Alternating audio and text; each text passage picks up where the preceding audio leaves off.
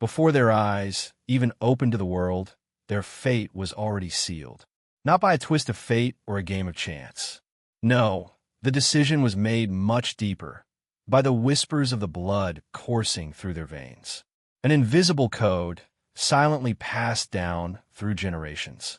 Ancient, cruel, and inescapable. History has always defined nobility by separation. Royalty meant being exceptional, to be set apart from mortals. A lineage untouched, unblemished, and meticulously shielded from the grime of the outside world. Often, it was believed that these veins carried the seal of God. In some empires, this belief became so powerful that it was sanctified with laws about the purity of blood.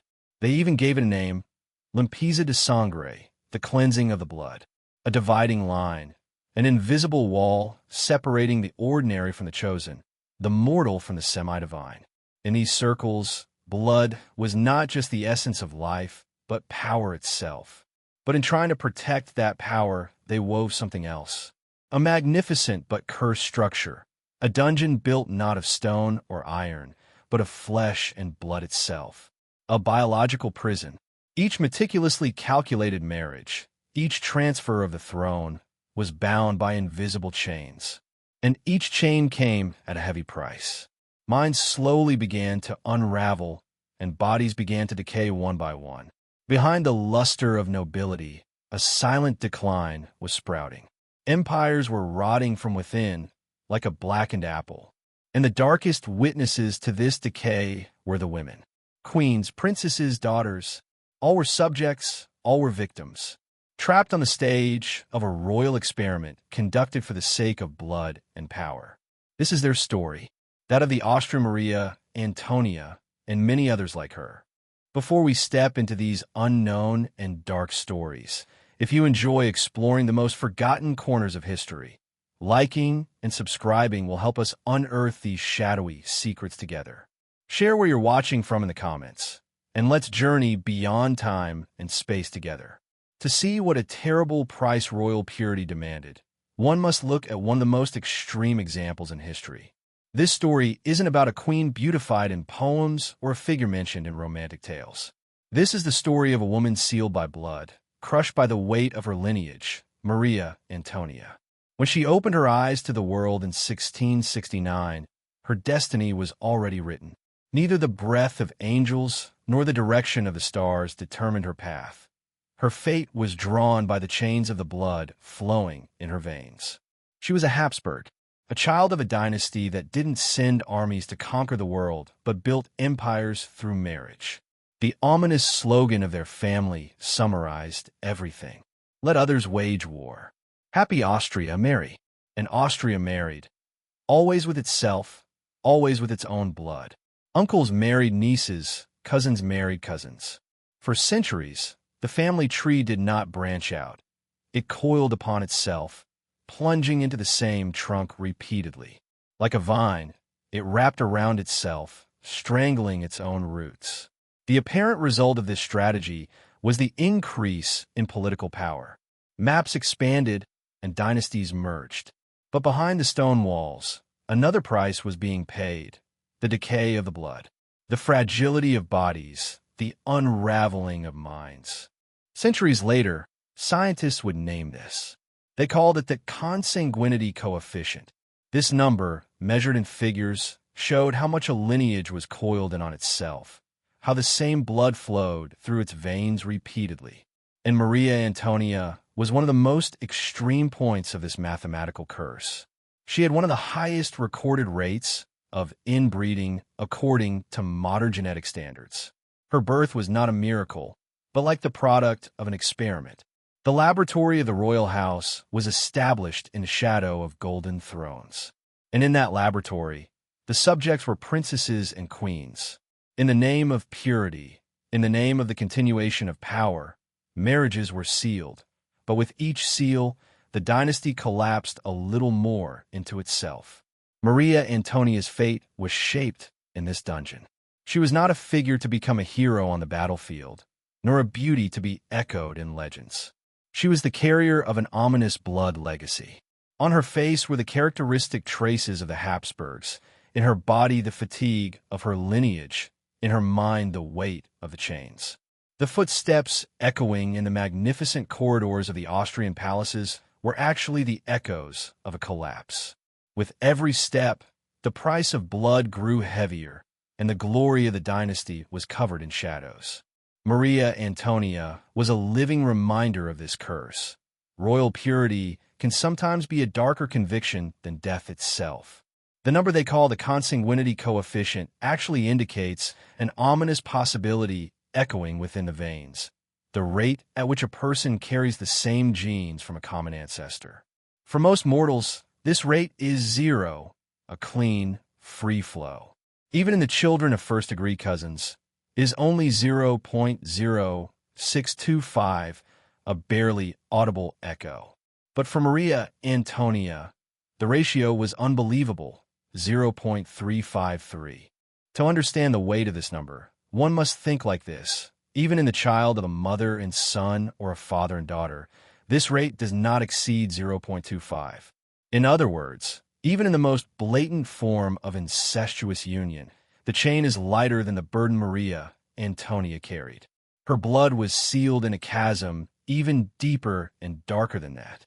Her father's name was Leopold I, the emperor, but also his wife's uncle and cousin. Her mother was the knot point of these complex ties. Moreover, Maria Antonia's grandmother and grandfather were uncle and niece. The branches of the family tree, instead of extending outward, coiled inward, plunging into the same root repeatedly. In every generation, the same faces, the same diseases, the same shadows reappeared. This lineage was like sounds echoing in a closed room. The same echo returned from the walls again and again, becoming increasingly muffled and finally turning into pain. And Maria Antonia was the embodiment of these echoes. She was chosen to ascend to the Spanish throne after the mentally and physically frail Charles II. The throne seemed to call her like a bloody prophecy. But this choice became a heavy chain for her, not a crown. She was married to the Elector of Bavaria. There was no happiness in this marriage, nor a warmth born of love. But then again, no one expected her to have this. Her sole duty was clear: to save the dynasty. By sacrificing her own soul, by consuming her own body, to give birth to a healthy heir. This was her entire destiny. Although she sat in opulent palaces, she was actually living in a prison woven not of stone and iron, but of the curse of blood. And that prison was slowly decaying her body and darkening her soul day by day. But the plan collapsed. The delicate body on which the dynasty had pinned all its hopes began to wither away, like a silent coffin carrying the curse of its lineage. Her first 2 children were stillborn, never having taken a breath. Desperate prayers, holy waters, the empty efforts of palace physicians, nothing helped. During the 3rd birth, the palace was filled with joy. A little boy, Joseph Ferdinand, came into the world. His existence was seen as the salvation of the dynasty. But the sarcastic laugh of fate did not last long. The child fell to the ground in the most fragile age of innocence, before even knowing the scent of life. And Maria Antonia, at just 22 years old, withered in the grip of an infection she caught after childbirth. She faded away silently at a young age, behind the stone walls of the palace, while still in the spring of her life. She was remembered neither in songs nor glorified in epics, because her existence was designed for a purpose, not as an individual. The sharpest part of the tragedy was that there were no signs on her appearance that defined the curse of the dynasty. Neither the famous Habsburg jaw nor the severe deformities that twisted the faces of her relatives. There was beauty on her face and delicacy in her body. But the real collapse was hidden in invisible depths. The gene pool had closed in on itself for centuries, narrowing from within. Maria Antonia was carrying the invisible burden of this narrowing. Her body did not have the power to fulfill the duty the dynasty expected of her, to leave a healthy heir. Maria Antonia was not an ordinary princess, but the product of a centuries-old experiment conducted for the sake of keeping the blood pure. Her life was the story of a body deliberately wasted, a soul silenced, for the sake of the continuation of a lineage. And this experiment eventually destroyed its own masters. The powerful Habsburg dynasty, with the weight of this decay embodied in Marie Antonia's short life, was dragged to the brink of collapse. Thrones, palaces, alliances sealed with blood, all for nothing, because the deepest rot was not hidden under golden crowns, but in the veins. Marie Antonia's death was not just the last breath of a young royal. This was a confrontation of an ominous mechanism, which had been operating for centuries, with the victims it created. When Howard Carter opened Tutankhamun's tomb in 1922, the whole world was fascinated. That tomb, filled with golden carvings, glittering jewels, magnificent chariots, and ancient secrets, became one of the greatest archaeological discoveries of the modern age. However, among the dazzling riches, a much deeper, more human discovery was hidden: 2 small coffins. Inside these coffins were 2 mummified baby girls. Silent, forgotten, but at the same time, they were symbols of the most painful truth of a dynasty. They showed in the most blatant way what heavy prices the divine royal lineage had actually paid. Carter's team worked for nearly a year to uncover the story of these babies. Eventually, it was determined with high accuracy that both babies were the children of Tutankhamun and his wife, Inkhesenamun. Both had ended their lives before they even began. But their tragedy did not start with birth. Much earlier, it was written in the narrowing of blood ties that had lasted for generations. Tutankhamun himself was born from a brother-sister union. He also married his half-sister. This union increased the genetic consanguinity coefficient of their children to 0.25. In other words, they carried a high genetic proximity as if they were born from 2 siblings. Despite all this, the 2 little girls were buried with royal honors. Each was carefully wrapped, placed in miniature gold-plated coffins, and sent off to eternity. According to notes found by archaeologists, the baby designated as 317 was born prematurely at about 25 weeks. 317B was nearly full term. Scientific research on them continued for years. Especially in the 1970s, X-ray examinations suggested that the older baby might have had diseases such as scoliosis and spina bifida. This could have been evidence of the deformities caused by inbreeding, silently preserved in the depths of the tomb. These 2 small bodies in Tutankhamun's tomb revealed the fragility hidden behind the magnificent exterior of the dynasty and the most painful result of the centuries-long effort to purify the blood. But the cold light of modern science revealed a completely different truth. High-resolution scans conducted in 2008 shattered the rumors of deformities that had been on everyone's lips for centuries. The fractures, curvatures, and distortions on those child bodies. None of them were the curse of birth. They were burial wounds, imprinted on the bones by the pressure of the tomb and time when they were placed there. In reality, they were surprisingly ordinary, surprisingly human. And here is the real horror. Death did not come from a visible defect, a grotesque wound. What killed them was not a broken leg or a twisted spine. Death was silent, invisible. It had stealthily infiltrated the blood, circulating within the veins like a voiceless curse. The collapse of organs, the darkening of the immune system, a deep and nameless disorder that made life impossible to sustain. It was impossible to know its name, but its presence was harder than bone, heavier than earth. The poison of bloodlines never screams. It does not shriek. It only whispers, and that whisper is enough to silence an entire life. 2 tiny girls were buried like unborn queens. In their miniature, gold-plated coffins, they were sent off to eternity. They could neither sit on a throne, nor learn the taste of breath, nor feel the sun of the world. Their silent bodies withered like fragile flowers in the icy bed of royal lineage. They became the most honest monument left behind by the centuries-long obsession with blood purification. No magnificent palace walls, no golden crowns, no prayers written in the name of the gods. None could carry a truth as naked as their silent, tiny mummified bodies. In the tomb of a dynasty, there was a treasure much heavier than gold, the whispering curse of divine blood. Cleopatra, Ptolemy II Philopator. To understand the origin of the obsession with purity, one must go back to times when the royal family claimed not just a divine right, but to be divine themselves. In Ptolemaic Egypt, the line between human and God was not blurred. It was completely erased. The Ptolemies were a Macedonian Greek dynasty that emerged from the conquests of Alexander the Great.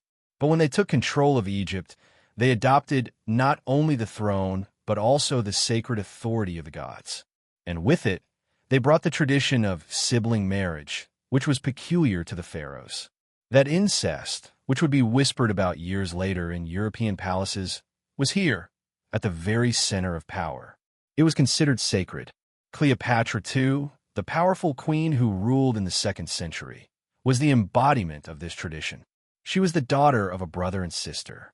Her parents were siblings. She was born from the same mold.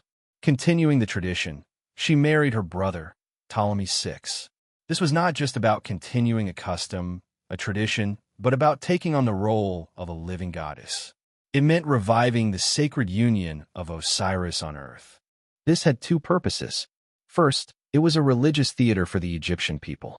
The splendor of the palace, the showy ceremonies, and the sacred union proved that the ruling family was superior to ordinary mortals. Second, it was a political strategy.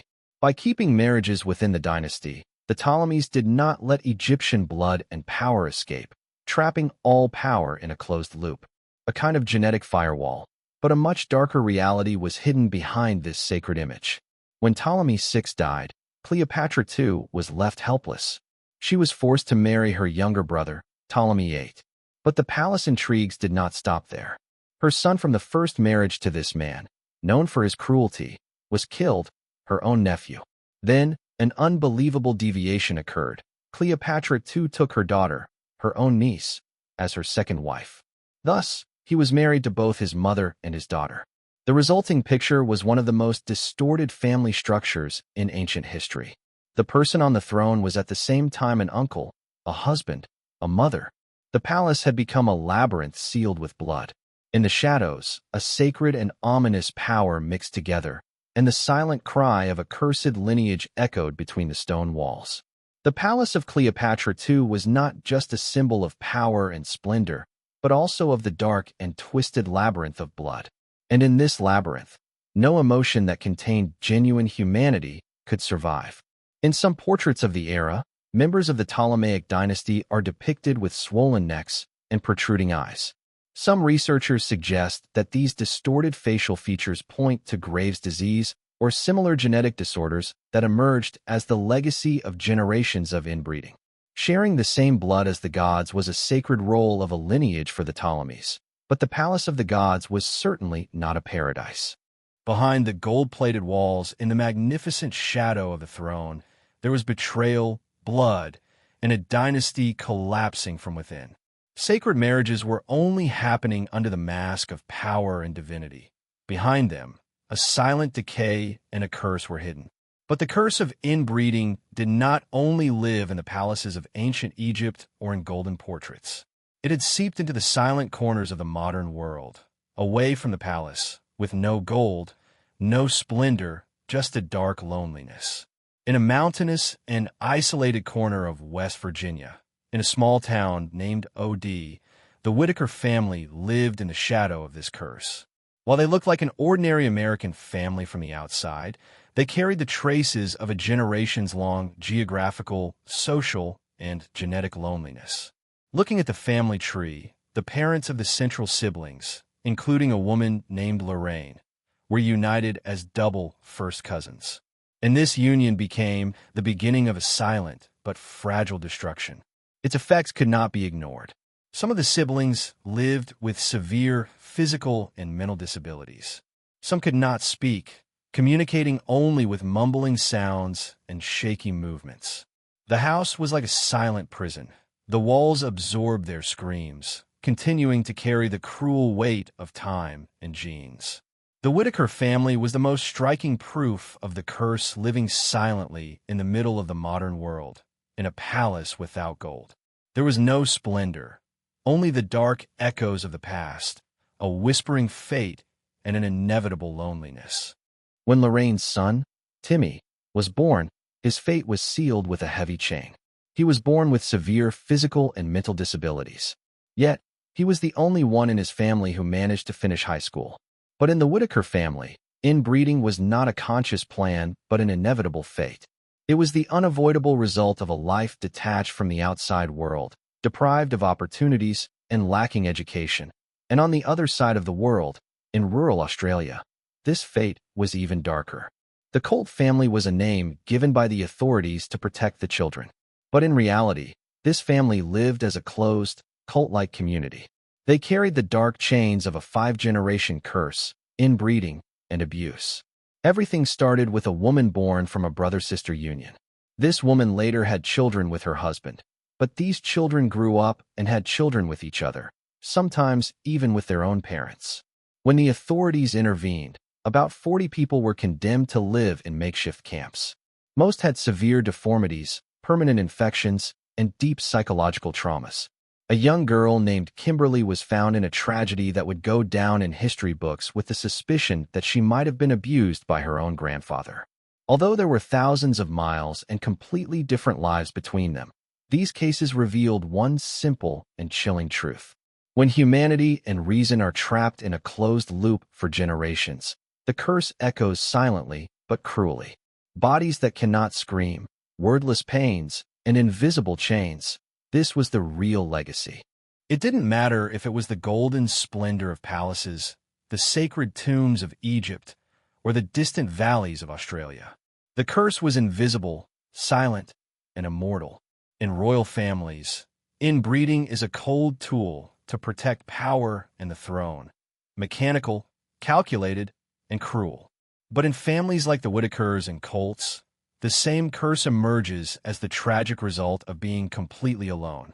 The reason can change, power, obsession, isolation, but the result never changes. Biology does not care about golden crowns, splendid titles, or the noble names in history books. The curse of blood works silently and cruelly beyond time. The same genetic laws that once shook empires continue to shatter lives in the most ordinary, most forgotten corners of the world. But this is not a curse exclusive to Europe. Much further away, long before the Habsburgs perfected royal marriages, another empire had embraced the same dangerous idea. The Incas, high in their mountains, among the clouds and mist, the Incas built one of the most advanced civilizations in the world. At the center of this civilization was a ruler known as the Sapa Inca. But he was not just a king. He was seen as the direct son of the sun god Inti, a living god. And here, too, the curse manifested itself. To protect this dangerous status, the Incas acted with an eerie parallel to the ancient Egyptians. Blood, sacredness, and isolation were tightly intertwined. For the sake of the purity of the lineage, human bodies and minds were silently consumed. Each generation was born under the shadow of both God and blood, surrendering to the dark arms of fate. This was not just a story of an empire. It was a dark cycle of blood, power, and loneliness. In European palaces or on the peaks of the Andes, humanity silently writhed in the grip of the same curse. The Sapa Inca was expected to marry his full sister, the Koya. This was not a taboo. It was a tradition, a sacred duty. It was a ritual performed primarily for the sake of preserving the pure blood of the gods, but it was also a cold-blooded and calculated political move. The Sapa Inca could have many children with other wives and concubines, but only the child born from his sister could be the true heir to the throne. This rule suppressed throne struggles, silently killed rival claims, and concentrated power in what was considered the most divine hands. The fact that cultures from different continents, who had never contacted each other, found the same solution was chilling. Royal inbreeding was sanctified as a method of preserving authority and preventing chaos. We don't know the exact genetic consequences. Most Inca mummies were destroyed by the Spanish invaders. But the logic was clear. The obsession with blood purity did not belong to a specific time or place. This was a global pattern. Two different worlds had the same deadly idea. History is not shaped only by wars, revolutions, or changing borders. There is a quieter, deeper force, a power buried within us, a power we are not aware of. Our DNA shapes history. For centuries, the most powerful families in the world believed that their blood made them special. That's why they married their cousins, nieces, and even their siblings. They thought they were building empires to protect that sacred lineage. But what they built was a prison. The purity they sought eventually turned into poison. While trying to preserve their greatness, they sealed their own downfall. The legacy they left behind consisted of broken bodies, shattered minds, and thrones that no longer exist. A silent, cruel, and immortal curse, the whispering darkness of blood.